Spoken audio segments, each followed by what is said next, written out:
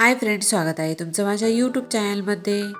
साडी हा भारतीय महिलांचा मुख्य पोशाख आहे। साड्यांमध्ये विशेषतः महाराष्ट्रामध्ये कोणत्याही खास प्रसंगी काठपदराची साडी किंवा पैठणी साडी नेसण्यासाठी जास्त प्राधान्य दिले जाते। आणि सध्या तर काठापदराच्या साड्यांमध्ये किंवा पैठणी साडीमध्ये सुद्धा रोजच नवनवीन प्रकार बघायला मिळतात। सणावारांना किंवा कोणत्याही खास प्रसंगी नेसण्यासाठी आपण नवीन साडी खरेदी करत असतो आणि कोणतीही नवीन साडी खरेदी करायच्या आधी आपण सध्याच्या ट्रेंडिंग साड्या कोणत्या ते नक्कीच जाणून घेत असतो। तर मैत्रिणींनो, आजच्या व्हिडिओमध्ये आपण सध्या फॅशनमध्ये असलेल्या जास्मिन पैठणी साडीची काही लेटेस्ट डिझाईन पाहणार आहोत। त्यासाठी व्हिडिओ शेवटपर्यंत नक्की पहा।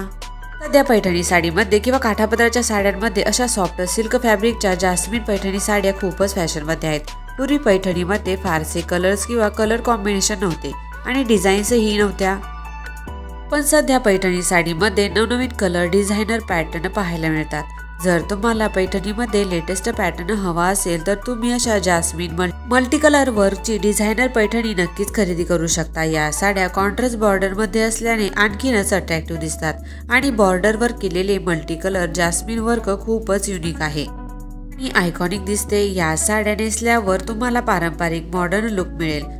ओरिजिनल पैठणी खूप महाग असते। काही पैठणी साड्यांमध्ये तर सोन्याची जर देखील लावलेली असते, त्यामुळे त्याचा रेट जास्त असतो। पण आता मार्केटमध्ये अशा सेमी पैठणी साड्या डिझायनर पॅटर्न मध्ये अवेलेबल असल्याने महिलांना अशा साड्यांना खूप जास्त पसंती दिली आहे।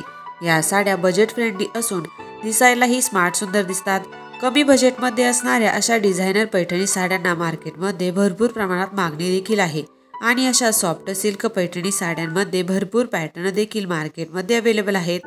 जर तुम्हाला पैठणीमध्ये लेटेस्ट कलेक्शन हवे असेल तर तुम्ही यामध्ये नवनवीन कलर्स देखील ट्राय करू शकता।